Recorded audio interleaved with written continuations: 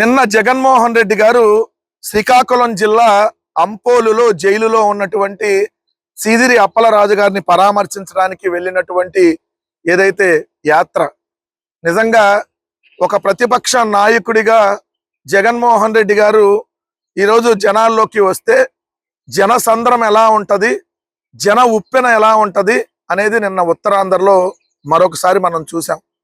జగన్మోహన్ రెడ్డి గారు మిర్చి రైతులను పరామర్శకు వెళ్ళినా, జగన్మోహన్ రెడ్డి గారు వైఎస్ఆర్ కాంగ్రెస్ పార్టీ కార్యకర్త కుటుంబాన్ని పరామర్శకు వెళ్ళినా, ఏదైతే నెల్లూరు జైలులో ఉన్నటువంటి పిన్నెల్లి రామకృష్ణారెడ్డి గారిని పరామర్శకు వెళ్ళినా, ఏదైతే పొగాకు రైతుల దగ్గరికి వెళ్ళినా, ఏదైతే బంగారుపాళ్యం మామిడి రైతుల దగ్గరికి వెళ్ళినా, ఎక్కడికి వెళ్ళినా జగన్మోహన్ రెడ్డి గారికి జనం తండోపతండాలుగా వస్తున్నారు అనేది వాస్తవం.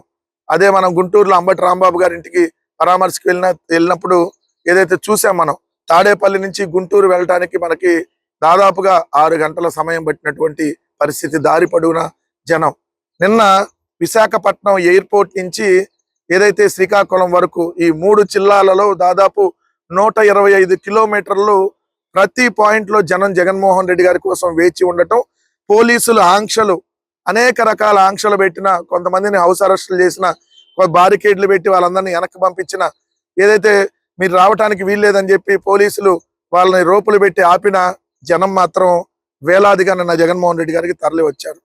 ఇక్కడ ఒకటైతే స్పష్టంగా చెప్పదలిచినటువంటి విషయం, ప్రభుత్వం మీద ఎంత వ్యతిరేకత ఉన్నది అని అంటే జగన్మోహన్ రెడ్డి గారికి ఇక్కడికి జనాలు రావటం, ఏదైతే ఈ ప్రభుత్వం చేస్తున్నటువంటి తప్పులని జగన్మోహన్ రెడ్డి గారి దృష్టికి తీసుకెళ్లాలనేటటువంటి ఆకాంక్షతో మేమందరం ప్రతిపక్ష పార్టీకి మద్దతుగా ఉన్నామని చెప్పేటటువంటి కార్యక్రమంలో భాగంగా వస్తున్నటువంటి జనం. ఒక పక్క మనం చూస్తే జగన్మోహన్ రెడ్డి గారి పర్యటన అనగానే 2 రోజుల ముందు నుంచే ఏదైతే ఆ 2 దినపత్రికలు, ఒక 10 శాటిలైట్ ఛానళ్ళు, తెలుగుదేశం పార్టీకి సంబంధించినటువంటి ఒక 500కు పైగా యూట్యూబ్ ఛానళ్ళు, ఆ 3 పార్టీల కూటమి నాయకులు 2 రోజుల ముందు నుంచే ఎలా వస్తాడు జగన్మోహన్ రెడ్డి గారు, మేము రానేవో అని చెప్పి పోలీసుల ఆంక్షలతో ఒక వెహికల్లే రావాలి, 8 కార్ల కంటే రావటానికి వీల్లేదు, ఇలా ఆంక్షలు పెట్టి ఆపేటటువంటి పరిస్థితి. అయినా జనం మాత్రం ఎక్కడా కూడా ఏదైతే ఆగేటటువంటి పరిస్థితి లేదు. అందుకనే జగన్మోహన్ రెడ్డి గారి పర్యటనకు వెల్లువలా వచ్చినటువంటి జనం, దాన్ని జగన్ గారి పర్యటనకు జనాలు వచ్చిన దాన్ని తట్టుకోలేనటువంటి పత్రికలు, ఆ కూటమి నాయకులు తప్పుడు రాతలు అనమాట. ఆ ఒక్కటి తక్క వెళ్ళింది సీదిరి పరామర్శకు, అంత అది తప్ప హడావుడంతా చేసి వచ్చిన జగన్ అని ఆంధ్రజ్యోతి హెడ్డింగ్. ఈనాడు వచ్చేటప్పటికి మహిళా ఎస్ఐ పై వైకాపా నేతల దౌర్జన్యం అనే హెడ్డింగ్ పెట్టారు. అసలు జరిగిన విషయం ఏంటి అక్కడ? అసలు దౌర్జన్యం అంటారా దాన్ని ఎవరన్నా? మహిళా ఎస్ఐ ఎవరు అక్కడ? బూర్జా అనేటటువంటి మండలానికి సంబంధించినటువంటి బూర్జా అనేటటువంటి పోలీస్ స్టేషన్ కి సంబంధించినటువంటి మహిళా ఎస్ఐ ప్రవల్లిక ఆమె పేరు.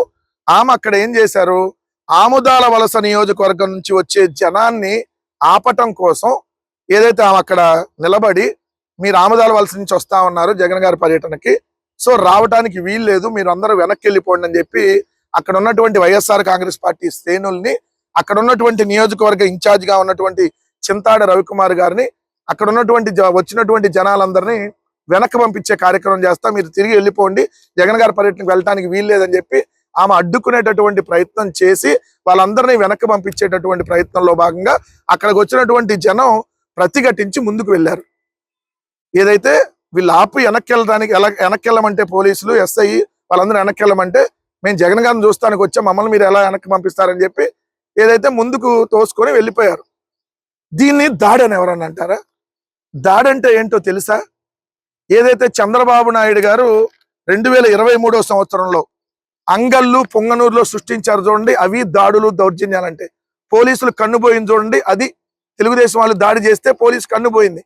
సాక్షాత్తు చంద్రబాబు నాయుడు గారు అరే వేసేయండి రా, వాడిని తరిమి కొట్టండి రా అని చెప్పి పోలీసుల మీద ఉసిగొలిపి రాళ్ళు కర్రలు తీసుకొని కారుల్లో వచ్చారు చూడండి, అది దాడులు చేయడానికి ప్రీ ప్లాన్డ్ గా మీకు వచ్చింది.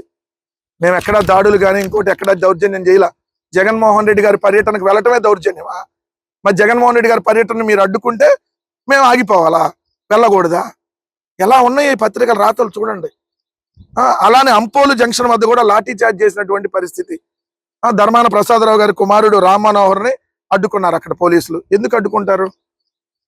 ఇక్కడ బొత్స గారిని అడ్డుకునేటటువంటి కార్యక్రమం చేస్తే బొత్స గారిని ఆయన 2 కారుల్లో వెళ్తుంటే బొత్స గారు ఒక్క కారులోనే వెళ్ళాలని చెప్పైతే ఆయన, మీరు ఎవరితో మాట్లాడుతున్నారు, ఒక్క కారులోనే వెళ్ళలేదేంటి, 2 కార్లే కదా ఉంది, 100 కార్లు వేసుకుని వెళ్తున్నాం అని ఆయన అంటే అని ఇట్లా చేయి చూపించి మాట్లాడితే ఏళ్ళు చూపించి మాట్లాడాడంట.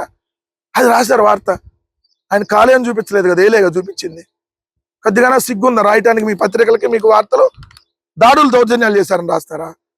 జగన్మోహన్ రెడ్డి గారి పర్యటనకి నేను నిన్న వచ్చినటువంటి జనాన్ని చూసి తట్టుకోలేక మీ ఎల్లో మీడియా ఏడుపులు పెడబొబ్బలు, ఏదైతే మంత్రులు ప్రెస్ మీట్, 6 మంత్రులు ప్రెస్ మీట్ పెట్టారు నిన్న జగన్మోహన్ రెడ్డి గారి పర్యటన గురించి.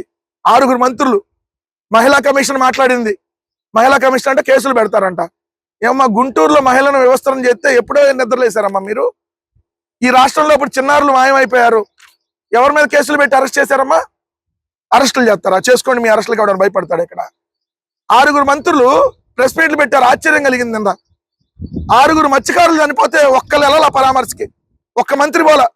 మొన్న 6 మత్స్యకారులు చనిపోతే, కానీ 6 మంత్రులు మాత్రం జగన్మోహన్ రెడ్డి గారిని తిట్టడానికి ప్రెస్ మీట్ పెట్టారు. హోంమంత్రి గారు అయితే మొన్న గుంటూరులో మహిళను వ్యవస్థను చేస్తే హోంమంత్రి గారు మాట్లాడలా, కానీ జగన్ గారిని తిట్టడానికి మాత్రం నీట్గా వచ్చి కూర్చొని ప్రెస్ మీట్ పెట్టారు నిన్న జగన్ గారిని తిట్టడానికి. అంటే మీకు అర్థమైపోయింది వాళ్ళకి. ఈరోజు జనమంతా జగన్ గారి వెంట ఉన్నారు. జనం కోసం జగన్, జగన్ కోసం జనం. జనాన్ని జగన్ గారిని మీరు వేరు చేయలేరు. అది అధికారంలో ఉన్నా ప్రతిపక్షంలో ఉన్నా, మాకు 11 సీట్లే వచ్చినా జగన్ గారిని జనాన్ని మీరు దూరం చేయలేరు.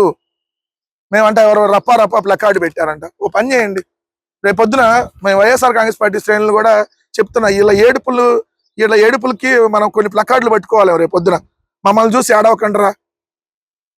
ఏడవకండ్రా అనే ప్లకార్డులు. అదేవిధంగా మీ ఏడుపులే మాకు శ్రీరామ రక్ష, ఎల్లో మీడియా ఆర్తనాదాలు మాకు శ్రవణానందంగా ఉన్నాయి, ఇట్లాంటి ప్లకార్డులు ఏమైనా పట్టుకోమంటారు రేపొద్దున? ఎల్లో మీడియా ఆర్తనాదాలు చూస్తే నిజంగా శ్రవణానందంగా ఉన్నాయి. ఏమి ఏడుపులు, ఏమి కథ? జగన్ గారి పర్యటనకి ఎంత వస్తారు, అన్ని గంటలు జగన్ గారు ఎందుకు వెళ్తాడు, దారి పొడవునా జనం ఎందుకు వస్తారు అని చెప్పి మీ ఏడుపులు చూస్తే, మీ ఏడుపులు మాకు చాలా శ్రవణానందంగా ఉన్నాయి.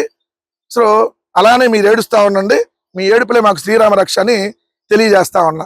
ఒకటైతే గుర్తుపెట్టుకోవాల్సిన అంశం, రేపు 1వ తారీఖున ఏదైతే నరేంద్ర మోడీ గారు భోగాపురం అంతర్జాతీయ విమానాశ్రయం ఓపెనింగ్కి వస్తుంటే, ఈ లక్షలాది మందిగా ఏదైతే జనాలను ఏదో తరలించాలనేటటువంటి దాంట్లో బస్సులను పెట్టి ఏదైతే పెద్ద పెద్ద హడావిడి చేస్తా ఉన్నారు. సో మరి జగన్ గారి పర్యటనకి ఏమో బస్సులు పెట్టలా, జగన్ గారి పర్యటన కార్లు పెట్టలా. జగన్ గారి పర్యటనకి ఏదైతే ఆటంకాలు మీరు సృష్టించినా జనం మాత్రం స్వచ్ఛందంగా వచ్చారు. అదే ప్రాంతంలో, అదే భోగాపురంలో థ్యాంక్ యూ జగన్మోహన్ రెడ్డి గారు, థ్యాంక్ యూ జగన్ సార్, మీ వల్లే భోగాపురం అంతర్జాతీయ విమానాశ్రయం ఈరోజు ఓపెన్ అవుతా ఉందని చెప్పి అక్కడికి వచ్చినటువంటి జనం ప్లకార్డులు పట్టుకొని ఏదైతే జగన్ గారు చెప్పింది, ఇవన్నీ ఎల్లో మీడియా తట్టుకోలేక జన జాతరని చూసి ఎల్లో మీడియాకి ఇన్నో ప్యాకెట్లు వేసుకున్నా కూడా వాళ్ళకి ఆగట్లా. డైపర్లు వేసుకొని కూర్చొని కూడా డిబేట్లు పెట్టేస్తున్నారు.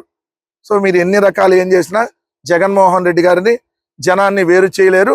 మీరు దౌర్జన్యాలను రాసుకుంటారో, కుట్రలను రాసుకుంటారో, మీ ఇష్టం వచ్చిన రాతలు మీరు రాసుకోండి. జగన్ గారు ఎక్కడికి వెళ్ళినా జనం ఇలానే వస్తారు. దమ్ముంటే మీరు అడ్డుకోవాలని ప్రయత్నం చేస్తే ఏ విధంగా జనాలు తిరగబడతారో నిన్న చూశారు.